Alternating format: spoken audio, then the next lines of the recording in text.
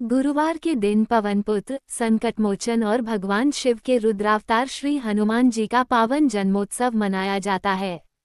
राम भक्त हनुमान को कलयुग के सबसे जागृत देवताओं में गिना जाता है, जो अपने भक्तों की पुकार तुरंत सुनते हैं। उन्हें भगवान शिव का 11वां रुद्रावतार माना जाता है। उनकी भक्ति, शक्ति, निष्ठा और समर्पण का कोई दूसरा उदाहरण मिलना कठिन है। हनुमान जी के जन्म को लेकर हिंदू धर्म में दो प्रमुख मान्यताएं प्रचलित हैं।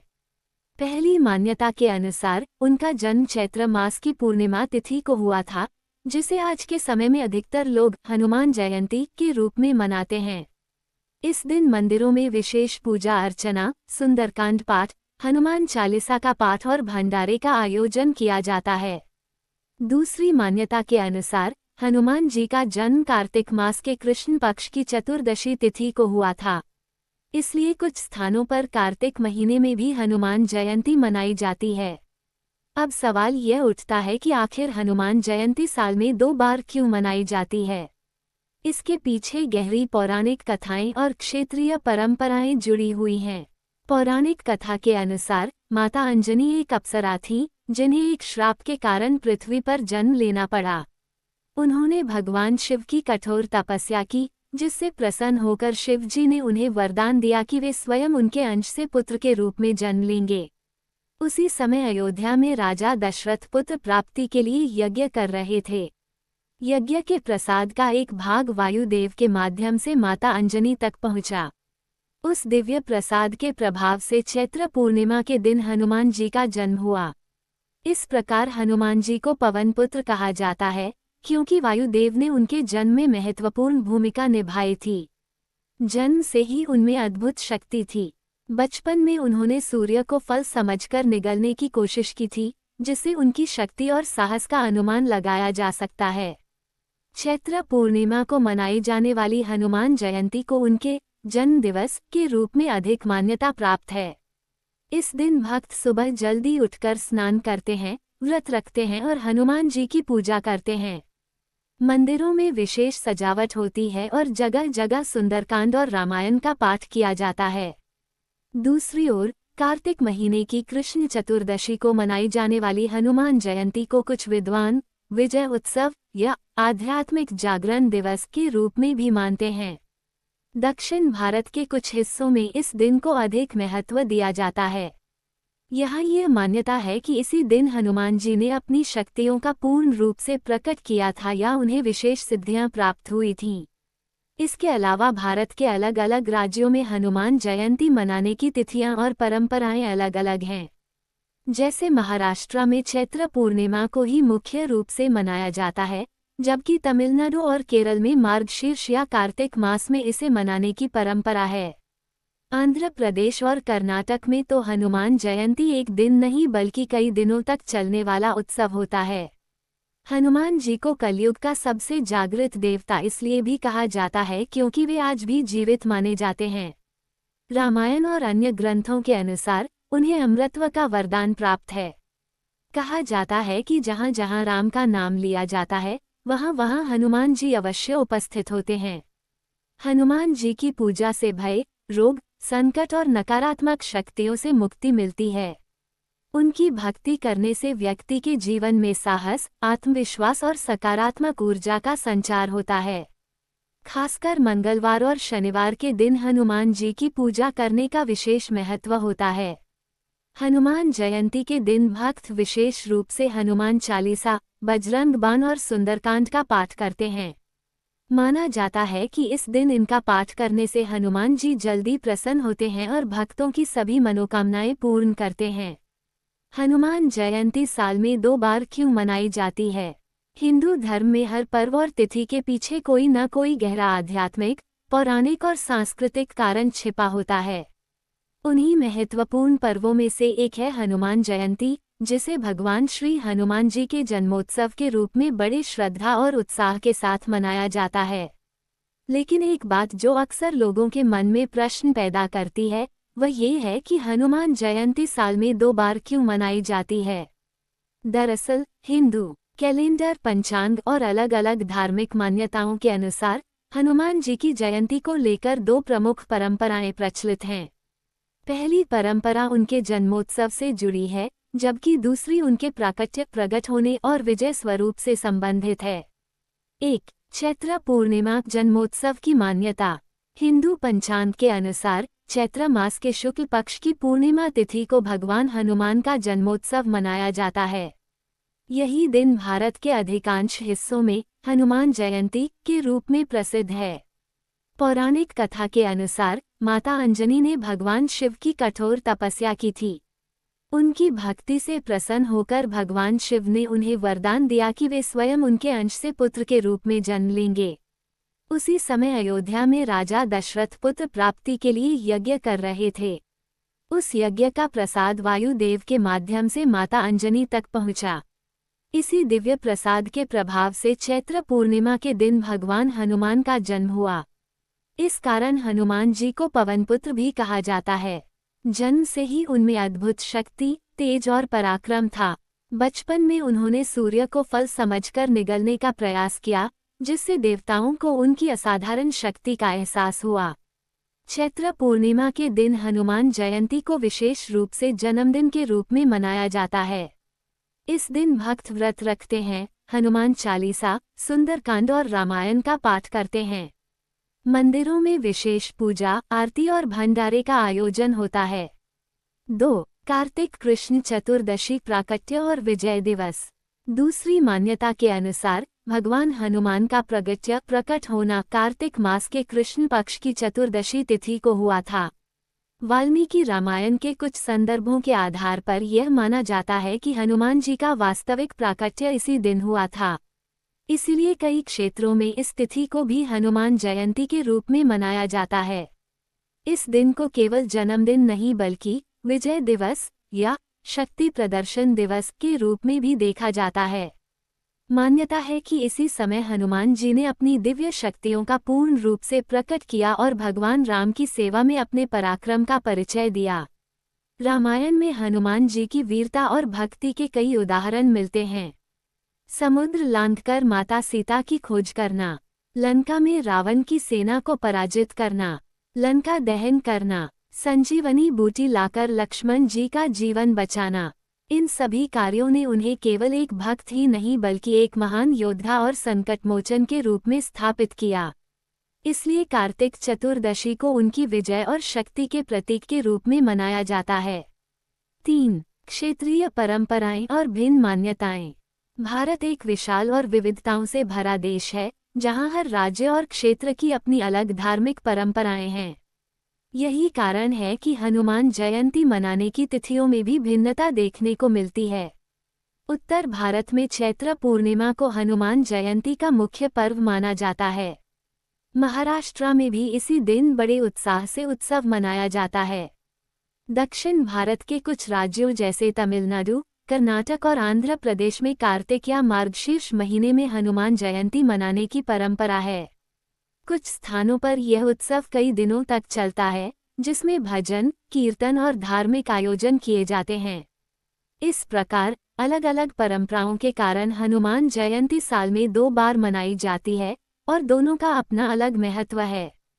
4. आध्यात्मिक दृष्टिकोण। यदि आध्यात्मिक दृष्टि से देखा जाए तो हनुमान जयंती का 2 बार मनाया जाना हमें ये संदेश देता है कि भगवान हनुमान केवल एक ऐतिहासिक या पौराणिक पात्र नहीं हैं, बल्कि वे आज भी जीवंत ऊर्जा के रूप में हमारे जीवन में उपस्थित हैं। एक दिन उनके जन्म और अवतरण का प्रतीक है, जबकि दूसरा दिन उनके शक्ति, भक्ति और विजय का। हनुमान जी को कलयुग का सबसे जागृत देवता माना जाता है। कहा जाता है कि जहाँ जहाँ राम का नाम लिया जाता है, वहाँ हनुमान जी अवश्य उपस्थित होते हैं। उनकी भक्ति करने से भय, रोग, बाधाएं और नकारात्मक शक्तियां दूर होती हैं। 5. निष्कर्ष।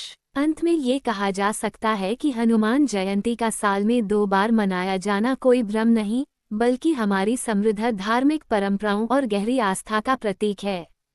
चैत्र पूर्णिमा भगवान हनुमान का जन्मोत्सव, कार्तिक कृष्ण चतुर्दशी उनका प्राकट्य और विजय दिवस, दोनों ही तिथियां भक्तों के लिए समान रूप से महत्वपूर्ण हैं। इन दिनों भगवान हनुमान की पूजा, आराधना और भक्ति करने से जीवन में सुख, शांति, शक्ति और सफलता प्राप्त होती है। चैत्र माह की पूर्णिमा तिथि पर हनुमान जन्मोत्सव मनाने के पीछे एक अत्यंत रोचक और रहस्यमयी कथा जुड़ी हुई है, जो भगवान हनुमान जी के बाल्यकाल से संबंधित है। ये कथा न केवल उनकी अद्भुत शक्तियों को दर्शाती है, बल्कि यह भी बताती है कि क्यों इस दिन को उनके जन्मोत्सव के रूप में विशेष महत्व दिया गया है। जैसा कि हम सभी जानते हैं, भगवान हनुमान को भगवान शिव का 11वां रुद्रावतार माना जाता है। उन्हें अष्टसिद्धियां और 9 निधियों का स्वामी कहा गया है, जिससे उनकी दिव्य शक्ति का अंदाजा लगाया जा सकता है। वे केवल बल और पराक्रम के ही प्रतीक नहीं हैं, बल्कि भक्ति, सेवा, विनम्रता और समर्पण के भी सर्वोच्च उदाहरण हैं। पौराणिक कथा के अनुसार, जब हनुमान जी का जन्म हुआ, तब वे सामान्य बालक की तरह नहीं थे। उनमें जन्म से ही अपार शक्ति और असाधारण तेज था। बचपन में वे अत्यंत चंचल और नटखट थे। एक दिन की बात है, जब बालक हनुमान को बहुत जोर से भूख लगी। उस समय सुबह का समय था और आकाश में लालिमा लिए हुए सूर्य उदय हो रहा था। हनुमान जी ने उस चमकते हुए सूर्य को एक लाल, पके हुए फल की तरह देखा। बाल सुलभ स्वभाव के कारण उन्होंने सोचा कि यह कोई स्वादिष्ट फल है जिसे वे खा सकते हैं। बिना कुछ सोचे समझे उन्होंने आकाश की ओर छलांग लगा दी। उनकी छलांग इतनी ऊंची और शक्तिशाली थी कि वे सीधे सूर्य की ओर बढ़ने लगे। देवताओं ने ये दृश्य देखा तो वे आश्चर्यचकित रह गए। एक छोटा सा बालक इतनी बड़ी शक्ति के साथ सूर्य तक पहुंचने की कोशिश कर रहा था। हनुमान जी सूर्य के पास पहुंचे और उसे अपने मुख में रख लिया। जैसे ही उन्होंने सूर्य को निगल लिया, पूरे ब्रह्मांड में अंधकार छा गया। सूर्य के गायब होते ही पृथ्वी पर हाहाकार मच गया। दिन रात में बदल गया, सभी जीव जंतु और मनुष्य घबरा गए। देवताओं के लिए ये स्थिति अत्यंत गंभीर हो गई, क्योंकि सूर्य के बिना जीवन असंभव था। तब सभी देवता इंद्रदेव के पास पहुंचे और उनसे इस समस्या का समाधान करने की प्रार्थना की। इंद्रदेव ने तुरंत अपने वज्र का प्रयोग किया और हनुमान जी पर प्रहार किया। वज्र के प्रहार से हनुमान जी घायल होकर धरती पर गिर पड़े और उनकी थोड़ी थनु पर चोट आई। इसी कारण उनका नाम हनुमान पड़ा, जिसका अर्थ है जिसकी थोड़ी पर आघात हुआ हो। जब वायुदेव ने अपने पुत्र हनुमान को घायल अवस्था में देखा, तो वे अत्यंत क्रोधित हो गए। उन्होंने अपना संचार रोक लिया, जिससे पूरी सृष्टि में वायु का प्रवाह बंद हो गया। इसके परिणामस्वरूप सभी जीवों का सांस लेना कठिन हो गया और जीवन संकट में पड़ गया। अब देवताओं के सामने और भी बड़ी समस्या खड़ी हो गई। वे तुरंत वायुदेव को शांत करने के लिए पहुंचे। सभी देवताओं ने मिलकर बालक हनुमान को विभिन्न वरदान दिए। ब्रह्मा जी ने उन्हें अजेय होने का वरदान दिया। इंद्रदेव ने अपने वज्र से हुए आघात के बाद उन्हें अमृतत्व और शक्तिशाली शरीर का आशीर्वाद दिया। अग्नि देव ने उन्हें अग्नि से अजेय बना दिया। वरुण देव ने जल से कोई हानि न होने का वरदान दिया। यमराज ने उन्हें मृत्यु के भय से मुक्त कर दिया। इन सभी वरदानों के कारण हनुमान जी और भी अधिक शक्तिशाली हो गए। अंततः देवताओं के आग्रह पर हनुमान जी ने सूर्य को अपने मुख से बाहर निकाल दिया, जिससे पुनः संसार में प्रकाश फैल गया और जीवन सामान्य हो गया। इस घटना को हनुमान जी के जीवन की सबसे महत्वपूर्ण बाल्यकालीन घटनाओं में से एक माना जाता है। यह उनकी अद्भुत शक्ति, साहस और दिव्यता को दर्शाती है। यही कारण है कि चैत्र पूर्णिमा के दिन, जब उनका जन्म हुआ था, इस कथा को विशेष रूप से याद किया जाता है। ये दिन केवल उनके जन्म का उत्सव नहीं है, बल्कि उनकी दिव्य शक्तियों और बाल लीलाओं का भी प्रतीक है। हनुमान जन्मोत्सव के दिन भक्त इस कथा को सुनते और सुनाते हैं, जिससे उन्हें प्रेरणा मिलती है कि जीवन में चाहे कितनी भी कठिनाइयां क्यों न आएं, यदि हमारे भीतर साहस, भक्ति और विश्वास है, तो हम हर बाधा को पार कर सकते हैं। इसके साथ ही यह कथा हमें ये भी सिखाती है कि शक्ति के साथ विनम्रता और संयम भी आवश्यक है। बालक हनुमान की शक्ति असीम थी, लेकिन बाद में उन्होंने भगवान राम की सेवा में अपने बल और बुद्धि का सही उपयोग किया। चैत्र माह की पूर्णिमा तिथि पर हनुमान जन्मोत्सव मनाने के पीछे एक अत्यंत गहरी और रहस्यमयी पौराणिक कथा जुड़ी हुई है। ये कथा भगवान हनुमान जी के बाल्यकाल की है, जो न केवल उनकी अद्भुत शक्तियों को दर्शाती है, बल्कि यह भी समझाती है कि इस दिन को उनके नवजीवन और दिव्य जागरण के रूप में क्यों मनाया जाता है। पौराणिक मान्यताओं के अनुसार एक बार बालक हनुमान अत्यंत भूखे थे। उस समय आकाश में उगता हुआ सूर्य लाल लाल, चमकीला और आकर्षक दिखाई दे रहा था। बालक हनुमान ने उसे एक पके हुए फल की तरह समझ लिया। अपने बाल सुलभ स्वभाव और अपार शक्ति के कारण उन्होंने बिना देर किए आकाश की ओर एक विशाल छलांग लगा दी और सीधे सूर्यदेव की ओर बढ़ने लगे। इसी समय वहां पहले से ही राहु उपस्थित था। राहु का उद्देश्य भी सूर्य को ग्रहण के समय अपना ग्रास बनाना था। जैसे ही राहु ने देखा कि एक छोटा बालक सूर्य को निगलने की कोशिश कर रहा है, वह घबरा गया। उसे लगा कि कोई उससे पहले ही सूर्य को छीन रहा है। तुरंत ही राहु देवराज इंद्र के पास पहुंचा और शिकायत करते हुए कहा कि कोई अद्भुत बालक सूर्य को निगल रहा है। राहु की बात सुनकर इंद्रदेव क्रोधित हो गए। उन्हें ये लगा कि यह कोई असामान्य घटना है जो सृष्टि के नियमों के विरुद्ध है। इंद्रदेव तुरंत अपने ऐरावत हाथी पर सवार होकर उस स्थान पर पहुंचे जहां बालक हनुमान सूर्य को अपने मुख में लेने वाले थे। जैसे ही उन्होंने ये दृश्य देखा, वे क्रोध से भर उठे और बिना अधिक विचार किए उन्होंने अपने शक्तिशाली अस्त्र वज्र से हनुमान जी पर प्रहार कर दिया। वज्र के प्रहार से बालक हनुमान को गहरी चोट लगी। ये चोट उनकी थोड़ी हनु पर लगी, जिससे वे घायल होकर धरती पर गिर पड़े और बेहोश हो गए। इसी घटना के कारण उनका नाम हनुमान पड़ा, जिसका अर्थ है जिसकी हनु थोड़ी पर आघात हुआ हो। जब ये समाचार पवनदेव वायुदेव को मिला कि उनके पुत्र पर इंद्रदेव ने वज्र से प्रहार किया है, तो वे अत्यंत क्रोधित हो गए। अपने पुत्र के प्रति उनके प्रेम और क्रोध ने उन्हें इतना व्यथित कर दिया कि उन्होंने पूरे ब्रह्मांड से प्राणवायु हवा का संचार रोक दिया। जैसे ही वायु का प्रवाह रुका, पूरी सृष्टि में हाहाकार मच गया। जीव जंतु, मनुष्य, देवता सभी के लिए सांस लेना कठिन हो गया। चारों ओर घुटन और भय का वातावरण फैल गया। जीवन जैसे थम सा गया। देवताओं को तुरंत अपनी गलती का एहसास हुआ। वे समझ गए कि बालक हनुमान कोई साधारण बालक नहीं है, बल्कि अत्यंत दिव्य शक्ति के धनी हैं। सभी देवता मिलकर ब्रह्मा जी के पास पहुंचे और उनसे इस संकट का समाधान करने की प्रार्थना की। तब ब्रह्मा जी स्वयं पवनदेव के पास पहुंचे और उन्हें शांत करने का प्रयास किया। उन्होंने पवनदेव को समझाया कि उनका पुत्र असाधारण है और उसे कोई स्थायी हानि नहीं होगी। इसके बाद ब्रह्मा जी ने अपने दिव्य स्पर्श से हनुमान जी को पुनः जीवन दान दिया। जैसे ही हनुमान जी जीवित हुए, पवनदेव का क्रोध शांत हुआ और उन्होंने पुनः प्राणवायु का संचार शुरू कर दिया। इससे पूरी सृष्टि में जीवन वापस लौट आया और सभी ने राहत की सांस ली। इसके बाद सभी देवताओं ने बालक हनुमान को प्रसन्न करने और अपनी भूल का प्रायश्चित करने के लिए उन्हें अनेक दिव्य वरदान दिए। ब्रह्मा जी ने उन्हें अजयता और दीर्घायु का आशीर्वाद दिया। इंद्रदेव ने उन्हें वज्र से भी अटूट शरीर का वरदान दिया और अपने प्रहार के लिए क्षमा मांगी।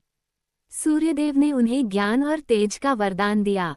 अग्निदेव ने उन्हें अग्नि से अजेय बना दिया। वरुण देव ने उन्हें जल से सुरक्षा प्रदान की। यमराज ने उन्हें मृत्यु के भय से मुक्त कर दिया। इन सभी वरदानों के कारण हनुमान जी और भी अधिक शक्तिशाली, तेजस्वी और दिव्य बन गए। धार्मिक मान्यता है कि जिस दिन हनुमान जी को यह नया जीवन और देवताओं से आशीर्वाद प्राप्त हुआ, वह दिन चैत्र माह की शुक्ल पक्ष की पूर्णिमा तिथि था। यही कारण है कि इस दिन को हनुमान जी के जन्मोत्सव के साथ साथ उनके नवजीवन दिवस के रूप में भी मनाया जाता है। इस दिन का महत्व केवल उनके जन्म तक सीमित नहीं है, बल्कि यह उनके पुनर्जन्म, उनकी दिव्य शक्तियों के जागरण और देवताओं द्वारा प्राप्त वरदानों का भी प्रतीक है। हनुमान जन्मोत्सव के दिन भक्त इस कथा को श्रद्धा के साथ सुनते और सुनाते हैं। ये कथा हमें कई महत्वपूर्ण संदेश देती है। शक्ति के साथ संयम और विवेक आवश्यक है। क्रोध से बड़ी समस्या उत्पन्न हो सकती है। प्रेम और करुणा से हर संकट का समाधान संभव है। ईश्वर अपने भक्तों की रक्षा अवश्य करते हैं। हनुमान जी का जीवन हमें ये सिखाता है कि सच्ची शक्ति केवल बल में नहीं, बल्कि भक्ति, सेवा और समर्पण में होती है। बहुत है, पूरी कहानी सुनाओगे, लेकिन सबसे पहले आपसे निवेदन है कि हमारे चैनल को सब्सक्राइब जरूर करें, क्योंकि घंटे लग जाते हैं वीडियो को बनाने के लिए, आप प्यारे दोस्तों के लिए ही तो प्लीज़।